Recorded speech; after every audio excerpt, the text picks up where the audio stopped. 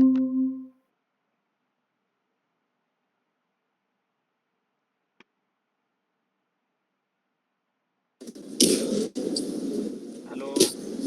Good evening sir. Good evening. कैसे हैं sir? ठीक है, अच्छा है। अभी स्क्रीन दिखाई दिया आपको? जी सर। हाँ, तो हमने लास्ट ये कुछ बाकी था, जैसे कि अ, ये सब हमने पढ़ा था, जैसे कि डिस्ट्रीब्यूशंस वगैरह जो है। There are three kinds of distributions. कौन कौन सा डिस्ट्रीब्यूशन था, थोड़ा सा जस्ट रिवाइज कर लेते हैं, फिर आगे जाएंगे। हाइपोथेसिस टेस्टिंग भी हमने पढ़ा था ना लास्ट क्लास, याद आ रहा है? हाँ हाँ, पढ़ा तो था। हाँ, उससे पहले था आपका डिस्ट्रीब्यूशंस। डिस्ट्रीब्यूशंस, उसके बाद हाइपोथेसिस टेस्टिंग, उसके बाद अभी आएंगे हाइपोथेसिस टेस्टिंग का आगे थोड़ा। तो डिस्ट्रीब्यूशंस में था, there are three types of distributions. पहला डिस्ट्रीब्यूशन जो है बाइनोमियल डिस्ट्रीब्यूशंस बोला जाता है। बाइनोमियल डिस्ट्रीब्यूशंस मतलब क्या है? Sample size are very normal here, but there are two outcomes there be. There should be either pass or fail, either true or false. ऐसा भी आउटकम जो है, तीसरा आउटकम ना निकले, कोई भी चीज हो। तो इस टाइप का केस में हम लोग बाइनोमियल डिस्ट्रीब्यूशन यूज करते हैं। तो बाइनोमियल डिस्ट्रीब्यूशन का फॉर्मूला आपका यहाँ पे लिया गया दिखा है। What is the formula for binomial distribution?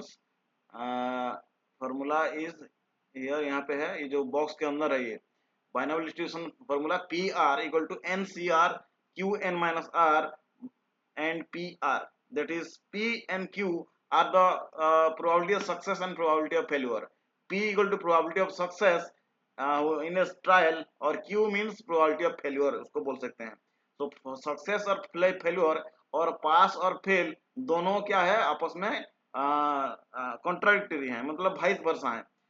मान लीजिए 100% टोटल कॉन्फिडेंस है, तो उसमें पास और फेल जो है वो कॉइन का दो पहलू जैसा है, हिस्से हैं। कॉइन को एक बार टॉस करने से क्या आएगा, आइदर हेड आएगा या टेल आएगा। Let's say head equal to पास और टेल इक्वल टू फेल। जो पास नहीं हुआ है वो फेल ही होगा, ऐसा कोई बंदा है नहीं कि जो पास भी नहीं हुआ है फेल भी नहीं हुआ है। और इस टाइप का जहाँ पे डिस्ट्रीब्यूशन आता है, that distribution is called as binomial distribution. And P is the probability of success, Q is the probability of failure, और 1 minus P, because P plus Q दोनों को मिला के हम हमेशा 100% होता है। तो P plus Q equal to 1।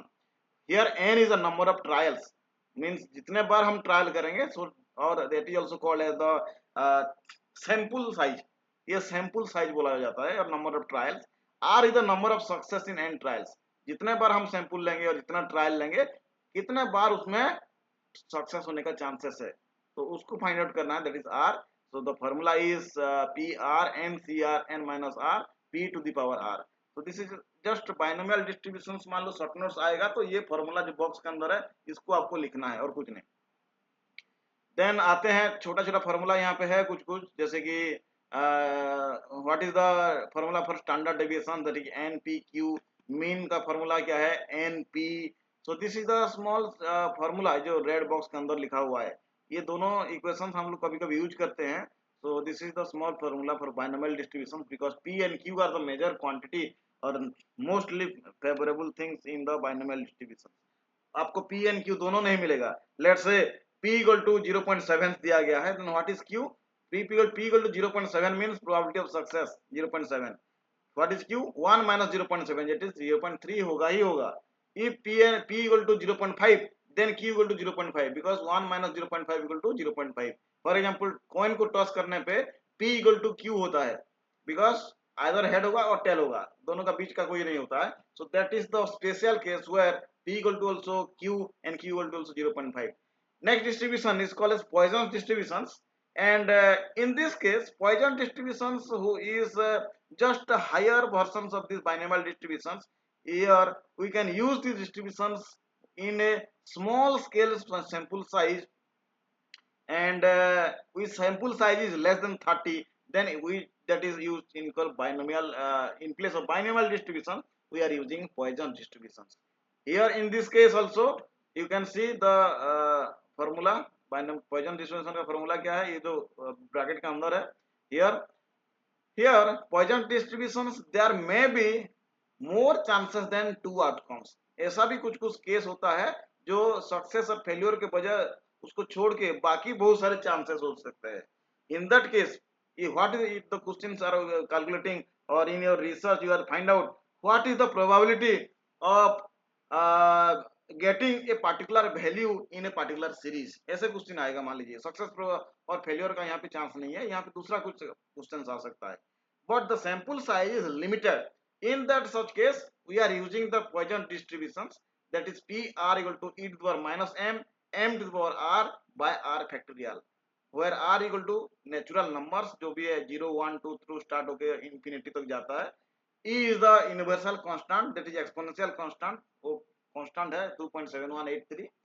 m is the mean of the Poisson distributions, जो कि m equal to sample mean जो होता है, that is m small m equal to np, that is also average number of occurrence the event। mean मतलब क्या, average ये होता है, तो sample average that is m। And what is r, r is the number of any number, natural number, मान लो r का आपको value दिया जाएगा तो उसमें find out the Poisson distribution of probability, then you can find out this value. तो this is the formula for the Poisson distributions. इसका भी बस इतना ही रखना है, याद रखना, Poisson distribution if comes in exam for 2 3 or 4 marks of questions, just write down the formula and whatever the things there, इतना ही है। then third type of distributions that is mostly used in all type of statistical analysis, that is called as normal distributions।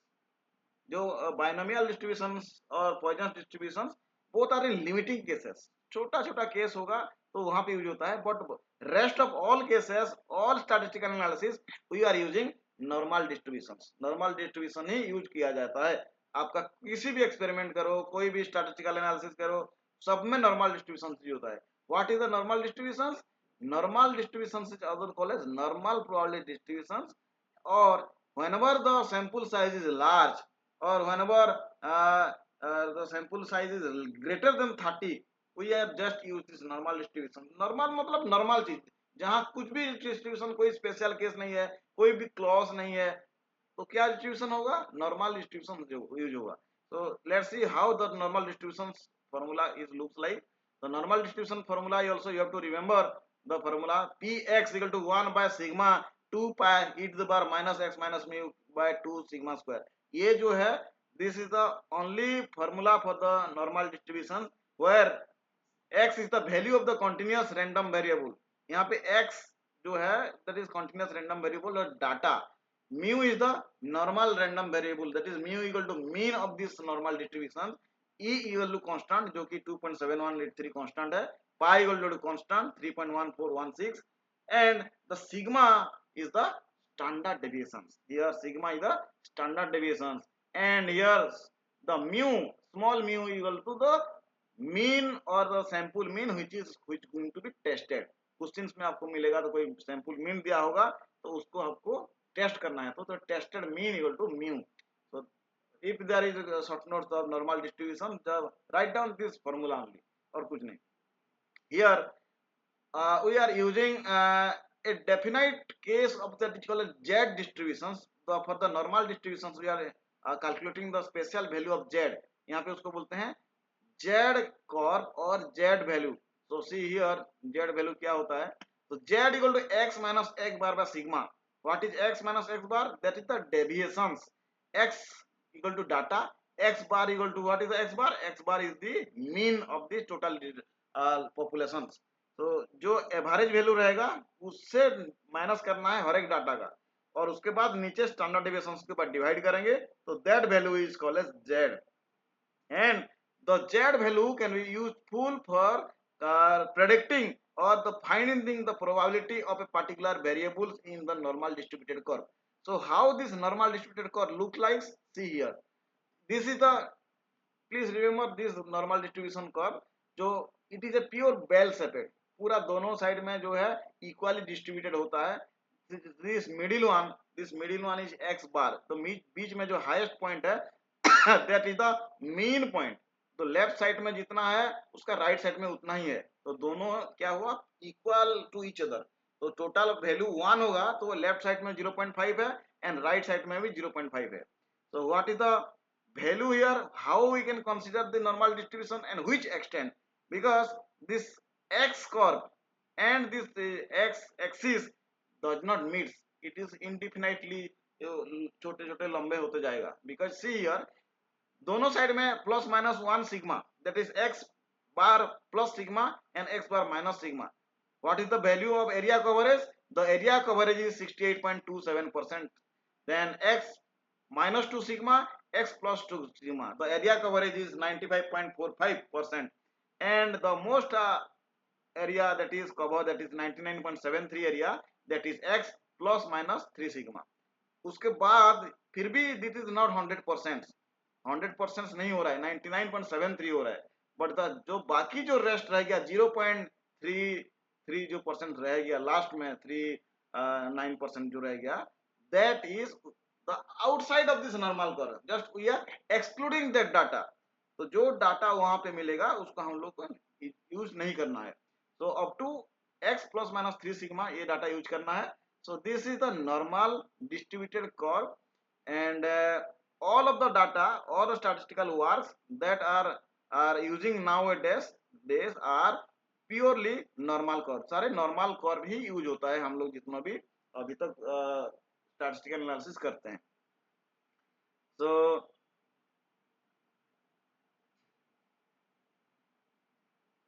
इतना ही है था distribution curve वाला। Distribution there are 3 distributions, probability distribution, probability distribution, क्योंकि we are actually want to find out the data where the data is lies, what is the probability. जो normal curve हमने देखा उसमें मान लीजिए एक आर्बिट्ररी पॉइंट हमने चूज कर लिया, तो उसमें कहाँ पे वो डाटा है उसको फाइंड आउट करने के लिए वो फॉर्मूला है। so that is called distribution, means how the data is distributed through this area curve. So next we are already studied the different hypothesis testing procedure for testing hypothesis. So just look a quick look what is hypothesis and how we can test it. So the hypothesis is nothing but the assumptions which is made by the researchers before carrying out the work। जो work जो carry out करते हैं उसका पहले जो आपने assumptions किया होगा, that is the hypothesis. so this hypothesis testing procedures are having 5 number of stages। ये types of hypothesis हम नहीं जाते हैं, let's go to direct procedure for testing hypothesis। क्या क्या hypothesis testing में procedures है। so there are 5 stages of hypothesis testing। first stage is setting hypothesis। पहला हम क्या करेंगे, hypothesis set करेंगे। but how this hypothesis will be set? so there are two types of kinds of hypothesis we have to going to set। first the hypothesis is called as null hypothesis second hypothesis is called as alternate hypothesis। so what is null hypothesis? null hypothesis is the hypothesis where we are going to add a negative form। that means आपको कोई भी research करना है पहले आपको सोच के चलना है ये रिसर्च में नो और नेगेटिव थिंग यूज होगा।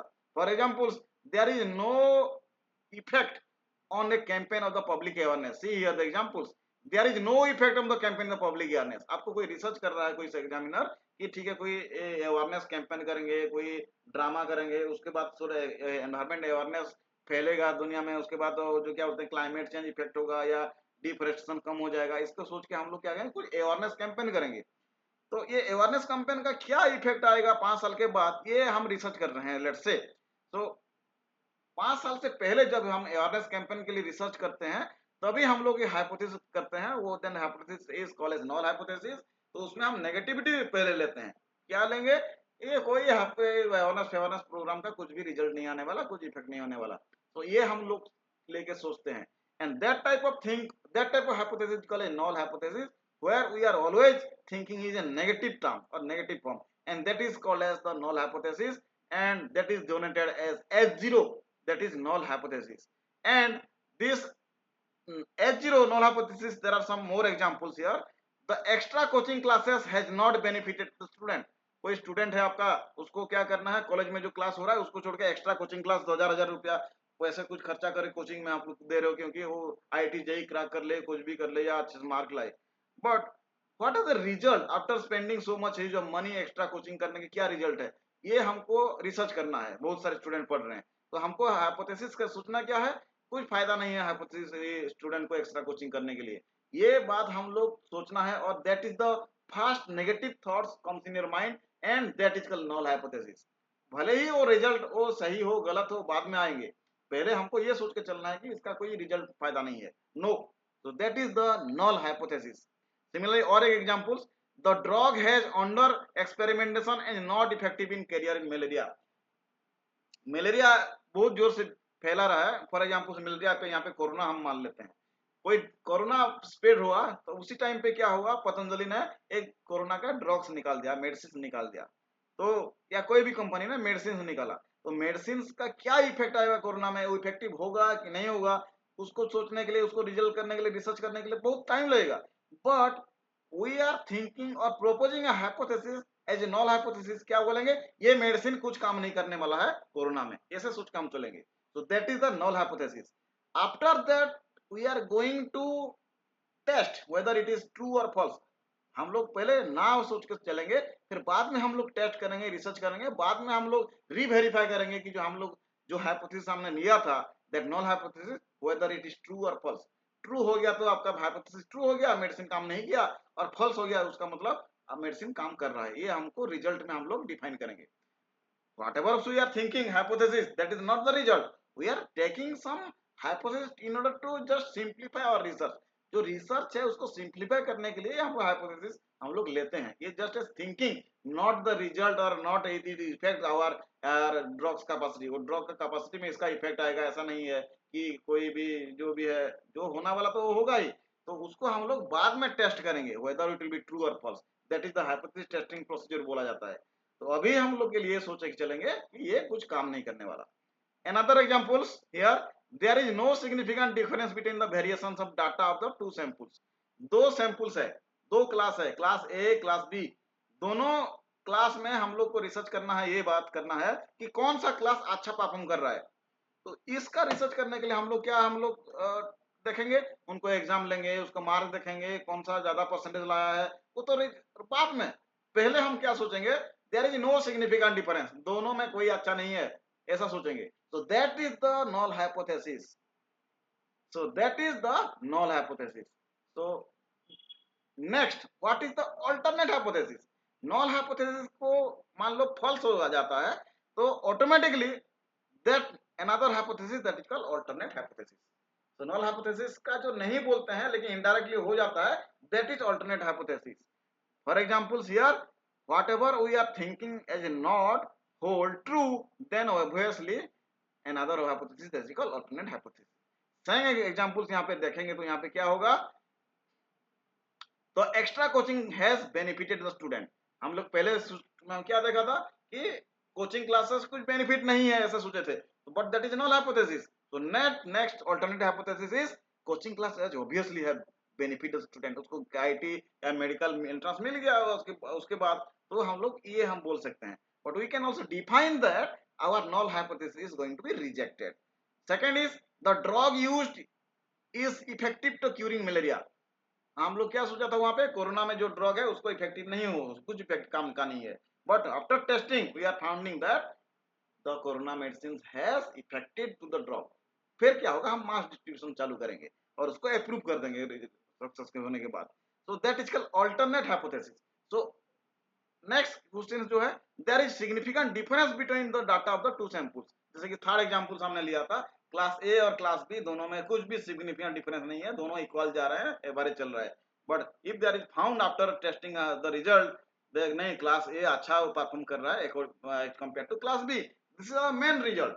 सो wherever we are doing the research, before doing the research we are setting up this hypothesis, and this hypothesis having two parts, two पहलू है, दो पहलू होता है कोई भी चीज का, एक होता है नॉल हाइपोथेसिस, दूसरा होता है अल्टरनेट हाइपोथेसिस। हम सिर्फ नॉल हाइपोथेसिस को टेस्ट करेंगे ऑब्वियसली, क्योंकि अल्टरनेट हाइपोथेसिस क्या होगा, अपने आप वो वहां पे रह जाएगा, बिकॉज नॉल हाइपोथेसिस रिजेक्ट हो जाएगा तो आप अल्टरनेट हाइपोथेसिस एक्सेप्ट हो जाएगा, नॉल हाइपोथेसिस एक्सेप्ट हो जाएगा तो अल्टरनेट हाइपोथेसिस को सोचना ही नहीं पड़ेगा। तो So at that moment we are thinking only for null hypothesis and the outcomes or consequences the alternate hypothesis. हम नहीं बोलते हैं but alternate hypothesis उसके साथ ही जाता है. So that is all about hypothesis, null hypothesis and alternate hypothesis. Then most important question, there are error. There are two types of error may be occurs. They are called type 1 error and type 2 error. तो ये क्या हो सकता है, यह भोरी question exam में भी आ सकता है. तो क्या टाइप 1 एरर है, टाइप 2 एरर है? Because we already have the two hypotheses, one is null hypothesis, one is alternate hypothesis. So there are two hypothesis and there are two outcomes. Result आने के बाद two outcomes होगा और decision जो है वो भी two हो सकता है, अदर पास होगा, फेल होगा, एक्सेप्ट होगा, रिजेक्ट होगा. तो according to the four outcomes we are making a table and there are two cases. First is the rejecting the null hypothesis and accepting the false hypothesis. ये भी हो सकता है, जो हाइपोथेसिस हम null hypothesis को रिजेक्ट कर सकते हैं और जो फॉल्स है उसको एक्सेप्ट कर सकते हैं. So here you can see decision on the sample. Decision क्या होगा, नॉल हाइपोथेसिस को एक्सेप्ट करना पड़ेगा but your test signifies that it is true, so that is called correct decision. जो टेस्ट ट्रू है but we are rejecting the null hypothesis, that is a wrong decision, that is called type 1 error, that is called alpha. Next, hypothesis भी accept हो गया and our test also giving false decision, then this is a wrong decision. Wrong decision means that is type 2 error. दोनों सही है तभी भी सही है और दोनों गलत है तभी भी सही है. फॉर एग्जांपल यहाँ पे क्या होगा, hypothesis also rejected and the result is also rejected, false. Result भी फॉल्स बोलेगा एंड हाइपोथेसिस की हम लोग रिजेक्ट कर दिया. In that case this is also correct decision. That means दोनों गलत है फिर भी ये सही डिसीजन है. So at that moment that is also correct decision. Either दोनों करेक्ट होगा तभी भी करेक्ट है, दोनों गलत होगा तभी भी गलत है, और दोनों में से कोई भी एक करेक्ट और कोई भी एक फॉल्स होगा तो उसको टाइप 1 एंड टाइप 2 एरर बोला जाता है. So see this is the type 1 error. Reject the null hypothesis but when it is true, that is the type 1 error. हमारा रिजल्ट आने के बाद हम उसको ट्रू मिलता है बट पहले से हम उसको रिजेक्ट कर देते हैं. In this case that is called type 1 error. When we accept the null hypothesis but when it is false, hypothesis को हम मान लेते हैं सच बोल के, लेकिन जब रिजल्ट आता है पता चलता है ये वो तो सच नहीं था, तो बट हमने मान लिया है. तो at that case this is called as type 2 error. So this is type 1 error and type 2 error. ये आपका आ सकता है क्वेश्चन में. देन करेक्ट डिसीजन जो है, दोनों हाइपोथेसिस भी एक्सेप्ट हो गया और रिजल्ट भी ट्रू हो गया, और हाइपोथेसिस भी रिजेक्ट हो गया और ये रिजल्ट भी फॉल्स हो गया. तो both are correct decision. Both are correct then also correct, both are wrong then also be correct. So this is about type 1 type 2 error. Then ये होने के बाद सेटिंग ए सुइटेबल सिग्निफिकेंस लेवल. अभी जो कर्व हमने दिखा था जो नॉर्मल कर्व, उसमें हम लोग x प्लस माइनस 1 सिग्मा लेंगे, 2 सिग्मा लेंगे या 3 सिग्मा लेंगे. कितना परसेंट ऑफ सिग्निफिकेंस लेवल में चूज करना है.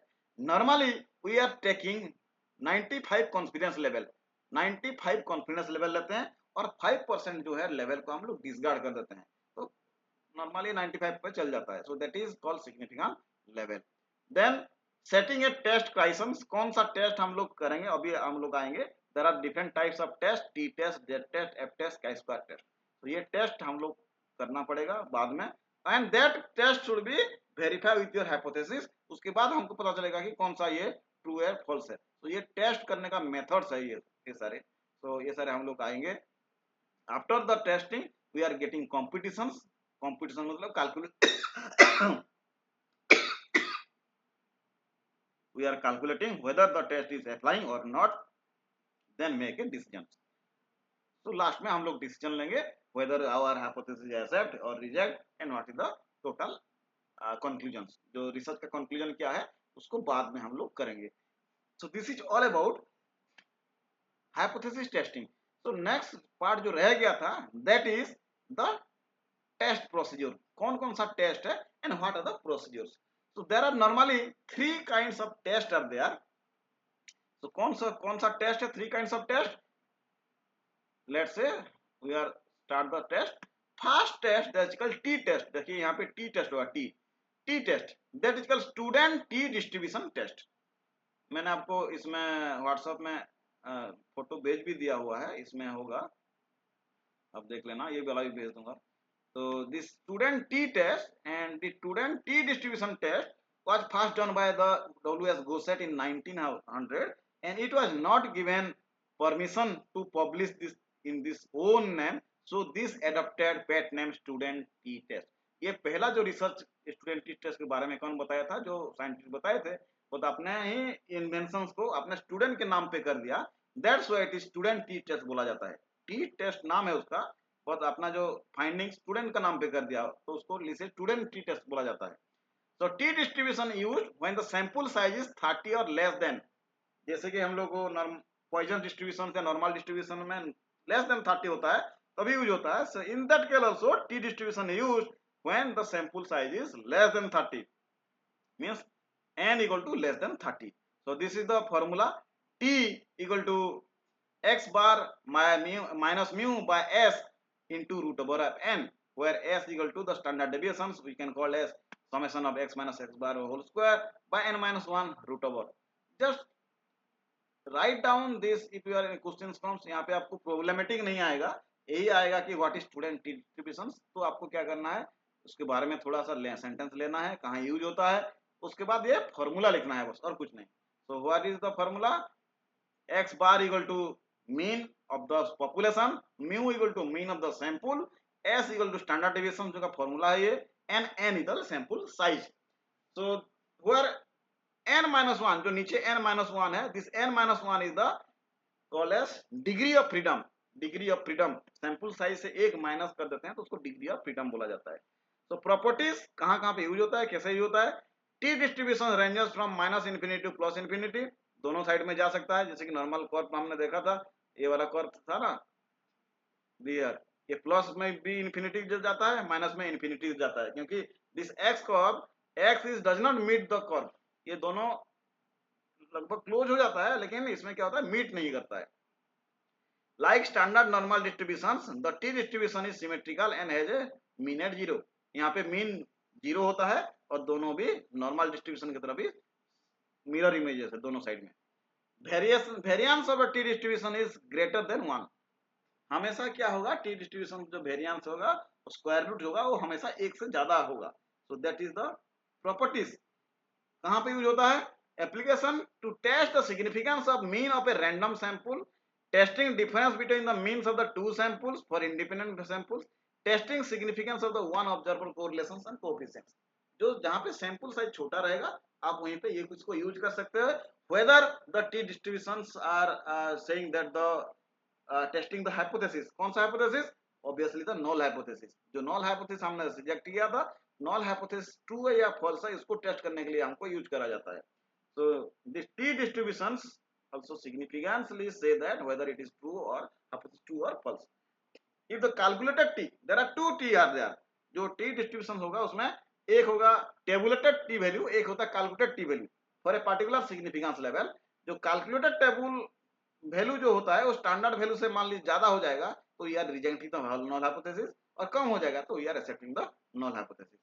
so what is degree of freedom, degree of freedom is n minus 1 where n is the sample size। Sample size जो है n minus 1 equal to that डिकस को call है degree of freedom. Okay, इतना ही, इसमें जो प्रॉब्लम है वो प्रॉब्लम नहीं करना है, बस आपको ये फॉर्मूला याद रखना है और लिखना है, उसमें 3-4 मार्क का मिलेगा और कुछ नहीं। Next test is call chi square test. देखिए नेक्स्ट टेस्ट क्या है इसमें, next test is chi square test, last में जो है काई स्क्वायर टेस्ट। तो chi square test it is also called as goodness of fit। chi-square test indirectly called as goodness of fit test। so this goodness of fit test is introduced by the Carl Pearson in 1990, and this quantity x square or the chi-square describe the magnitude of the discrepancy between the theory and observations। तो theory और observation दोनों में क्या difference है, ये दोनों को test करने के टाइम पे यूज होता है मेनली। फॉर एग्जांपल कोई थ्योरी नया थ्योरी प्रोड्यूस किया, let's see this is the theory and there is no result और नो एक्सपेरिमेंट, ओनली थ्योरी है, उसका रिजल्ट नहीं है, एक्सपेरिमेंट नहीं है, तो उसको प्रूफ साबित करने के लिए हमको काई स्क्वायर टेस्ट में जाना पड़ेगा। तो what is the formula, chi square equal to summation of O minus E by E whole square, ये इसका फॉर्मूला है। O is the observed frequencies, E is the expected frequencies, and what is the formula for expected frequencies? Expected frequency equal to RT into CT by N, row total by column total into number of the observations. So just remember the formula. Here also you have find if the calculated value of chi square, इसका भी एक table होता है, एक standard value मिलता है और एक कैलकुलेटेड वैल्यू मिलता है. Standard value is higher then it is rejected, standard value is lower than the calculated value then it is accepted. दोनों conditions में same ही होगा. Third test is called Epps test. So this is also called as variance ratio test. So already discuss about what is variance. Variance किसको बोला जाता है? Variance equal to standard deviations को square करने से जिसको उसको बोलते हैं variance. And this is given by the R.A. Fishers, and the objective of the Epps test is to find out whether the two independent estimates the population variance differ significantly or not, or whether the two samples may be regulated as a drawn from the normal population or not. दोनों मान लीजिए, जैसे कि मैंने example बोल रहा था कि क्लास ए क्लास बी दोनों में से कौन सा अच्छे परफॉर्म कर रहा है, इस टाइप का कंपैरेटिव जहां पे यूज होता है वहां पे एफ टेस्ट यूज होता है. तो ये just calculating the variance of the two different population. जैसे कि यहाँ पे फॉर्मूला दिया गया है, F equal to S1 square by B1 square equal to B1 by B2. V is the variance और S is the standard deviation obviously. तो standard deviation square जो है उसको वेरिएंस बोलते हैं. Let's say here S A and B है और 1 and 2 दो ग्रुप हैं, एंड दोनों ग्रुप का आपको वेरिएंस निकालना पड़ेगा और स्टैंडर्ड डेविएशन पहले निकालना पड़ेगा और उसको रेशियो करेंगे. रेशियो करने के बाद जो वैल्यू आएगा that is the F. Here also F there is a standard value and calculated value. जो स्टैंडर्ड वैल्यू है उसको कंपेयर करेंगे, उसको कम हो जाएगा तो एक्सेप्ट होगा, लेस ज्यादा हो जाएगा तो रिजेक्ट होगा. So F is the larger estimate of the variance by smaller variance. दोनों में जो हायर रहेगा ऊपर हमें लेंगे तो उसको क्या होगा, हमेशा this is greater than 1, because larger value से छोटा वैल्यू हम लोग डिवाइड करेंगे तो क्या होगा, ग्रेटर देन 1 आएगा हमेशा. And this test is also called as analysis of variance और एनोवा. इसको एनोवा भी बोला जाता है, ANOVA test. So these are the practically test when we are going to do when we are actually working in different types of correlations functions or different types of hypothesis testing procedures. So ये जो different test है, F test है, chi-square test है, T test है, these are applied according to your different types of samples and populations. कौन सा samples में कौन सा population में ये सारे test use होगा, that also decided by your number of the samples and number of population and the different types of hypothesis. कौन सा hypothesis है, whether it is comparative hypothesis, whether it is a statistical hypothesis, or whether it is a working hypothesis. So according to the hypothesis we are just choosing which test will be better for the study. So this is all about your test. इसमें ज़्यादा हम deep नहीं जाएंगे क्योंकि questions में just आएगा what is right short notes on T test, short notes on F test और chi-square test. तो just you have to write this thing. इतना ही छोटा सा पैराग्राफ लिखना है और इसको आपका हो गया.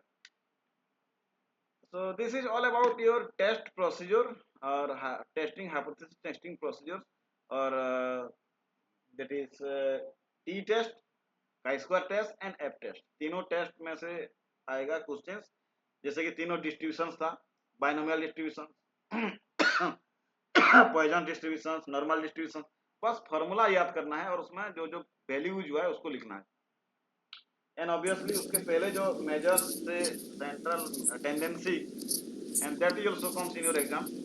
जैसे मीन, मीडियन, मोड कैलकुलेट जैसे करते हैं वो सब सारे भी थोड़ा सा देख लेना. प्रैक्टिस करेंगे तभी ये सारी चीज़ हो पाएगा. Next last point of this thing, that is types of correlation. Types of correlation. थोड़ा सा देख लेते हैं. वहाँ पे एक दो क्वेश्चन की आवश्यकता है. हेलो. हाँ हेलो. हाँ जी सर. हाँ तो आप देख रहे हैं ना ये सारी चीजें. मैं बोल रहा था सर ये. हाँ हाँ मैं सर बोल रहा था ये जो कैलकुलेशंस हैं. हाँ ये मतलब अभी तो मेरे ख्याल में इस वीक के बाद तो मतलब सेमेस्टर क्लोज हो जाएगा. ठीक है। हाँ, इसमें देखिए मीन मीडियन मोड निकालने का एक फॉर्मूला हमने पढ़ा था पहले, मैंने नोट भी दिया था, उसमें देख लीजिए एक बार, एक एग्जांपल्स देख लीजिए। नहीं नहीं, वो तो मैं देख लूंगा। मैं क्या बोल रहा था, ये 3 नवंबर से हम्म, 9 नवंबर वाला जो वीक है ना, हाँ उसमें अगर 1-2 दिन आपको अगर मैं डिस्टर्ब करूँ ये थोड़े कैलकुलेशन करने के लिए, सपोर्ट के लिए, तो चलेगा ना? कोई हाँ दिक्कत नहीं हाँ, है? नहीं नवंबर में 1 से 10 नवंबर तक घर जा रहा हूँ मैं, तो आप अच्छा। फोन में मुझे व्हाट्सअप कीजिएगा कि मैंने ये एग्जांपल्स किया हुआ है, इसके सही है कि गलत है क्या है, उसमें हम लोग डिस्कस कर सकते हैं। ऐसे मतलब जूम फूम मीटिंग पता नहीं होगा कि नहीं, लेकिन उसमें आप कर सकते हैं। हमेशा मैं तो अच्छा, रेडी हूँ उसमें, आप कभी भी कीजिए। कभी कुछ डाउट हो, कुछ पूछना हो, तो उसमें हम लोग डिस्कस कर सकते हैं उस समय, एनी टाइम। ठीक है, ठीक है। हाँ, और छोटा सा है, मैं आपको भेजता हूँ। और कोरिलेशंस एनालिसिस एंड रिग्रेशन, इसके बारे में भी थोड़ा सा जस्ट आइडिया दे देते हैं, क्योंकि ये भी छोटा सा क्वेश्चन आ सकता है। कोरिलेशंस आप समझते हैं? कोरिलेशंस किसको बोलते हैं? तो वर्ड कोरिलेशन।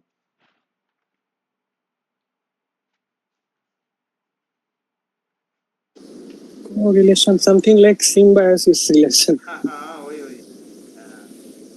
कोरिलेशंस क्या है, मैं आपको भेजता हूँ, दिखाता हूँ, क्योंकि ये 2-3 बार का क्वेश्चन मैंने डाला हुआ है, तो इसलिए आपको बता देता हूँ पहले से।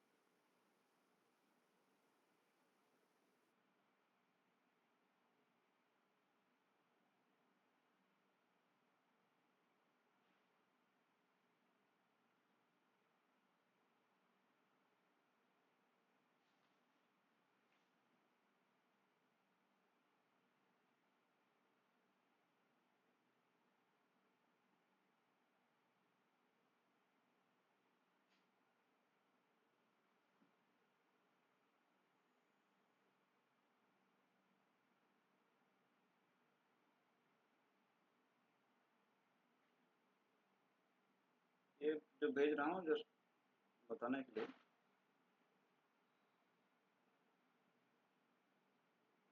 Yes, so correlation, so there are 3 types of correlation. Correlation मतलब क्या होता है, दो चीजें हैं, दोनों में क्या रिलेशन है वो हमको जानना है। जैसे कि कोई एक्स है, कोई वाई है, दो वेरिएबल है, तो दोनों में क्या रिलेशन है। जैसे कि for example let's say practical examples हम लोग सोचते हैं, डीजल ऑक्सीजन और बीओडी सीओडी, ये तीनों चीज रिलेटेड है। डीजल ऑक्सीजन बढ़ता है तो बीओडी भी बढ़ता है, सॉरी डीजल ऑक्सीजन बढ़ता है तो क्या होता है, बीओडी कम होता है। और टेम्परेचर बढ़ता है तो बीओडी बढ़ जाता है। So one parameter is indirectly related to other parameter. Temperature is indirectly related to BOD, COD, DO and hardness. So सारे चीजें में इंटररिलेटेड है। तो ये जो एक पैरामीटर दूसरे पैरामीटर के साथ क्या इफेक्ट कर रहा है, इसको जानने के लिए हमको कोरिलेशन टेस्ट किया जाता है। तो लेट सिंपल एग्जांपल्स में एक्स और वाई दो वेरिएबल्स है, दोनों में क्या रिलेशन है, स्क्रीन दिख रहा है ना आपको? जी सर। हाँ, जैसे कि ये एक्स और वाई दोनों है, यहाँ पे देखिए, एक्स हो गया 10, वाई हो गया 15, एक्स हो गया 12, वाई हो गया 20, एक्स हो गया 15, फिर ये 22। तो उसमें दोनों में क्या बढ़ रहा है, आपको क्या दिखाई दे रहा है? एक इंक्रीज हो रहा है तो दूसरा भी इंक्रीज हो रहा है, दिख रहा है ना? तो this is called as correlation. दूसरा सेकंड नेगेटिव में जो आया है, 20, 30, 40, 60, 80 बढ़ रहा है, लेकिन वाई में 40, 30, 22, 15, 10 कम हो रहा है। एक इंक्रीज हो रहा है तो दूसरा डिक्रीज हो रहा है। तो ये जो रिलेशंस है, एक इंक्रीज होगा तो दूसरा क्या होगा, ये जो आपस में जो बॉन्डिंग है, रिलेशन है, इसको बोलते हैं को रिलेशन। और there are different types of correlation are there. तो क्या क्या को रिलेशन है, whether it is a positive relation और नेगेटिव रिलेशन। पॉजिटिव मतलब एक बढ़ रहा है तो दूसरा भी बढ़ेगा, एक कम हो रहा है तो दूसरा भी कमेगा, this is called positive. Negative मतलब एक कम रहा है तो दूसरा बढ़ रहा है, दूसरा बढ़ रहा है तो एक कम हो रहा है, this is called negative. Then simple, partial and multiple. Simple मतलब सिंपल, एक एक बढ़ रहा है तो एक्स में एक बढ़ रहा है तो वाई में भी एक बढ़ेगा, एक्स में दो बढ़ेगा तो वाई में भी दो बढ़ेगा, इज सिंपल। लेकिन पार्शियल और मल्टीपल में क्या होगा, बहुत सारे कॉम्प्लिकेटेड थिंग आ जाएगा अंदर में, और उस सीरीज को हम लोग डिफाइन नहीं कर पाएंगे। तीसरा, linear and non linear. Linear मतलब क्या है, सिंपल आपको एक साइड में बढ़ेगा तो दूसरा बढ़ेगा, तीसरा बढ़ेगा तो चौथा बढ़ेगा, ऐसे जस्ट सिंपल लीनियर वे में बढ़ेगा, हापाजार्डली नहीं बढ़ेगा। 1 में 2 बढ़ेगा, फिर 5 में 12, फिर 8 में 3, ऐसे नहीं बढ़ेगा। उसमें एग्जाम्पल्स हम लोग देखते हैं, यहाँ पे आपको एग्जाम्पल्स मिल जाएगा। देखिए ये ग्राफ देखिए, ये this is a positive linear correlations, positively linear correlations. X axis ये है, एक्स एक्सिस एंड ये है वाई एक्सिस। तो एक्स एक्सिस वाई एक्सिस में दोनों में देखिए, जब एक्स बढ़ रहा है तो वाई भी बढ़ रहा है। तो simple is a straight correlations and it is increasing. If x is increasing, y is increasing. So it is positive as well as linear. Linear मतलब सीधे straight line में भी बढ़ रहा है और दोनों increase हो रहा है। So this is called positive linear correlations. दूसरा जो आता है कर्वी लीनियर कोरिलेशंस। ये देखिए स्ट्रेट लाइन नहीं है, लेकिन x बढ़ रहा है तो y बढ़ रहा है, दोनों बढ़ रहा है, लेकिन लीनियरली नहीं बढ़ रहा है, उसको कर्व हिसाब से बढ़ रहा है, तो उसको इसको बोलते हैं कर्वी लीनियर कोरिलेशंस। यहाँ पे और एक एग्जांपल है, this is the example of perfect positive correlations. देखिए दोनों में बढ़ रहा है तो ये परफेक्टली पॉजिटिव कोरिलेशंस, ये परफेक्टली नेगेटिव कोरिलेशंस। x जब बढ़ेगा तो y कम हो जाएगा, कोई भी एक बढ़ेगा तो दूसरा कम हो जाएगा। तो this type of correlation is called negative correlations. ठीक है, नेक्स्ट यहाँ पे देखिए जो लास्ट ये क्वेश्चन है, x में ये भी पॉजिटिवली बढ़ रहा है, ये भी पॉजिटिवली नेगेटिवली हो रहा है, एक पॉजिटिव है ये नेगेटिवली, हाई डिग्री पॉजिटिव इसे हाई डिग्री नेगेटिव। दोनों में कौन सा रिलेशन है, दोनों x और y में एक्सिस में, ये हमको दर्शाता है कोरिलेशन। तो इसमें आपको जस्ट याद रखना है टाइप्स ऑफ कोरिलेशन, जो 3 टाइप्स ऑफ कोरिलेशन है ये लिखना है आपको। तो पॉजिटिव क्या होता है, नेगेटिव क्या होता है, एग्जांपल्स जैसे कि ये ग्राफ हो गया, ऐसे आप बना सकते हैं। पॉजिटिव नेगेटिव क्या है, पार्शियल मल्टीपल कोरिलेशंस क्या है, पार्शियल मल्टीपल कोरिलेशंस क्या है, पार्शियल मतलब आधा अधूरा बढ़ेगा, मल्टीपल मतलब 3 या 4 और कॉम्प्लेक्स बढ़ेगा। तो उसमें डिटेल्स में नहीं जाएंगे, just we have to think about the type of correlations. So this is called as correlations, types of correlations. Then और एक है रिग्रेशंस। तो रिग्रेशंस क्या है,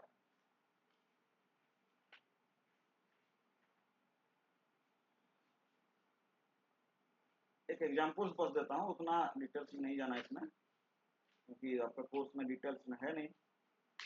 रिग्रेशन है, but the correlation and regression these are very much useful for doing the various statistical analysis। जो हम लोग ना मान लीजिए वेस्ट वाटर का आप लोग उसका पैरामीटर टेस्ट करोगे, देयर आर 13-14 पैरामीटर, जितना भी हैवी मेटल्स है, alkalinity, acidity, CO, Na, sulphate, phosphate, जितना भी पैरामीटर्स है ना, BOD, COD, pH, दुनिया भर का सारे पैरामीटर हम लोग कर देंगे।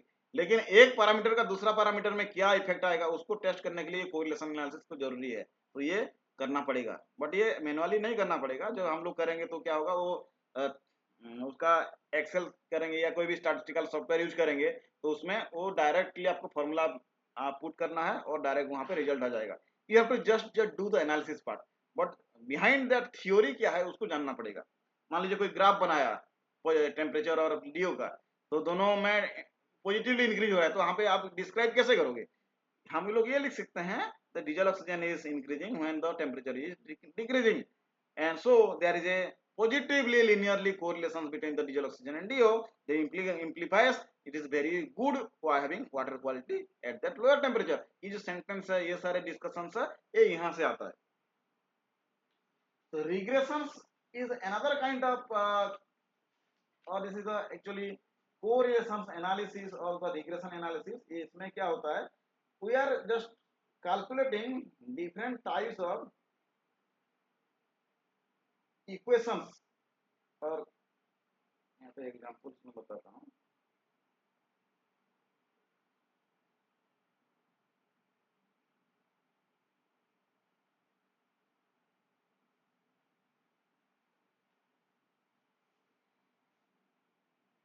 हाँ ये वाला, so see here also the regression, whenever we are define the correlations between the two lines, that means x के ऊपर y का क्या correlations है और y के ऊपर x का क्या correlations है, दोनों टाइम पे हम लोग स्टडी करेंगे तो उसको हम लोग को प्लॉट करेंगे दो लाइन पे।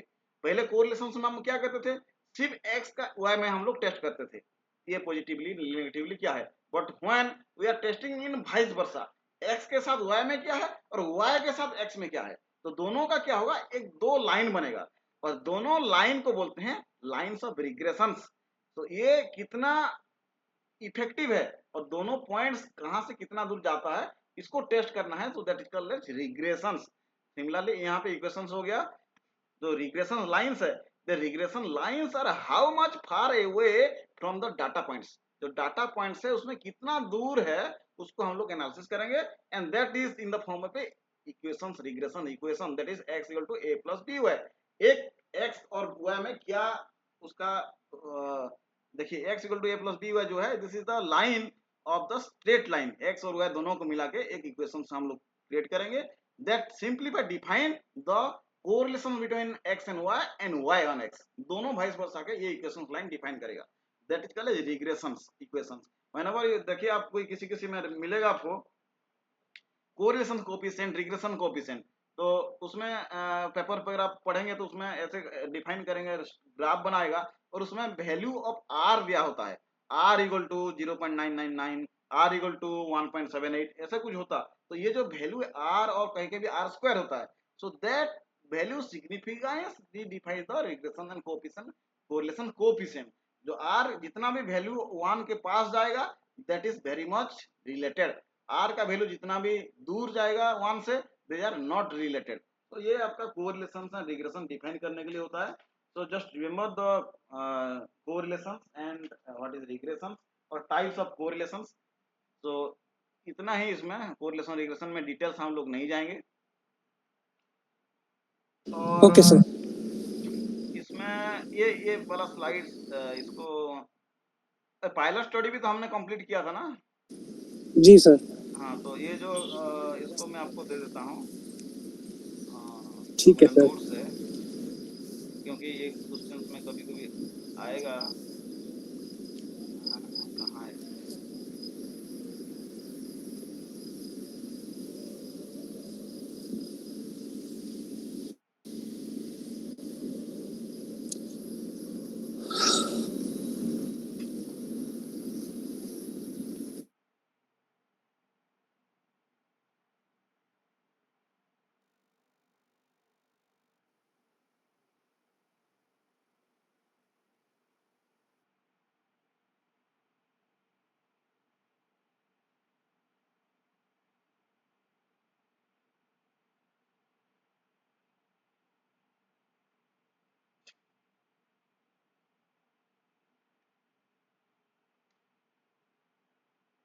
तो आपका ये इसमें और ज़्यादा कुछ है नहीं, RMSW में यूनिट 4 भी कंप्लीट हो गया, और एक चीज़ जो रह गया है that is called IMART story, IMART IMART story, और उसको हम और एक दिन डिस्कस करेंगे, या कुछ डाउट होगा तो क्लियर कर देंगे, ऑर्गेनाइजेशंस ऑफ योर थेसिस और रिसर्च पेपर और इमार्ट स्टोरी, और आप ये सब थोड़ा ओके देख सर। लीजिएगा, और कुछ डाउट होगा तो कल हम इसको कंप्लीट कर देंगे, इतना ही होगा आपको। Done sir. डन डन हाँ सर। हाँ, ओके सर। और कभी भी इसको प्रैक्टिस कीजिए, कभी भी कुछ प्रॉब्लम है तो बोलिए, डिस्कस करें, क्योंकि उसमें एग्जाम ठीक है सर। प्रैक्टिकल एग्जाम में खास करके ये आएगा आपका calculations of mean median mode standard deviation वगैरह पूरा आपको कैलकुलेट करना पड़ेगा, और मेन एग्जाम में भी छोटा छोटा क्वेश्चन आ सकता है कैलकुलेशन के लिए, क्योंकि यूनिट 4 में कैलकुलेशन ऑलरेडी है। वही थोड़ा डर है मुझे, और कुछ नहीं है। मैथ को नहीं नहीं, कैलकुलेशन से सिंपल ना मैं थिंग्स है, थोड़ा कोई नहीं, कमजोर है। फॉर्मूला और एक दो एग्जांपल्स आप देख लीजिए ना, बस अपने हिसाब से कैलकुलेट करना सीख जाएंगे थोड़ा सा, कोई दिक्कत नहीं है। ठीक है सर। Done sir. चलिए, डन। हाँ okay sir. Thank you sir. Bye. Good good night. Night. Good night.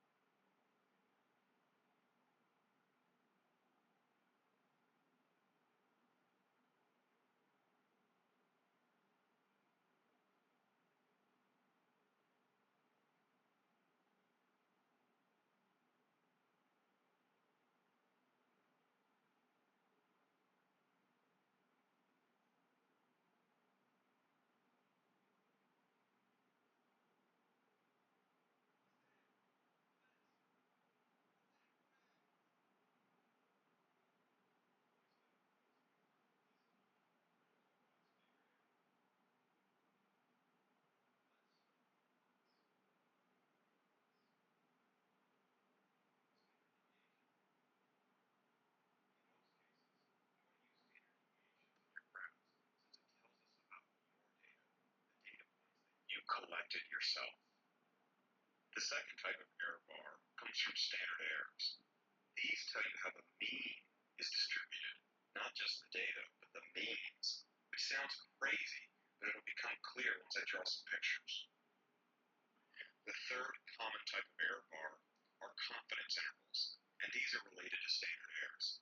Confidence intervals will be explained more in a future stat quest. Since this stat quest is all about standard error, another 5 measurements, and from those 5 measurements, we've calculated the mean and the standard deviation. And here we've plotted that mean, plus or minus 1 standard deviation on each side. And now we take another 5 measurements.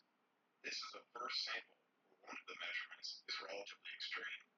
However, that one measurement doesn't sway the mean that far from zero. That is to say, the means are relatively close to each other compared to the raw data. This is because for a mean to be far from the middle, most, if not all. So to review, this is how we calculate the standard error of the mean. First, you take a bunch of samples, each with the same number of measurements, or n. In this case, n equals 5. The second step is to calculate the mean for each sample. Here we calculated the mean and standard deviation for each sample. But for the standard error, all we need to do is calculate the mean. Once we've calculated the means for each sample, we can calculate the standard deviation of the means. In this case, the standard error equals 0.86. Here, we notice that the standard error is much less than the standard deviations because the means aren't as widely dispersed as the raw data. We've shown how to calculate the standard error of the mean, but there are other standard errors. For example, we can also take the standard deviation of the standard deviations. This is called the standard error of the standard deviations, which I guess is to avoid a tongue twister. It tells us how the standard deviations of multiple samples are dispersed. You can calculate the standard deviation of any statistic, for example, the median, the mode, percentiles, or anything that you can calculate for multiple samples. You just calculate the standard deviation, and then you have the standard error of that. So if we calculated many medians, we could calculate the standard deviation of those medians, and we have the standard error of those medians.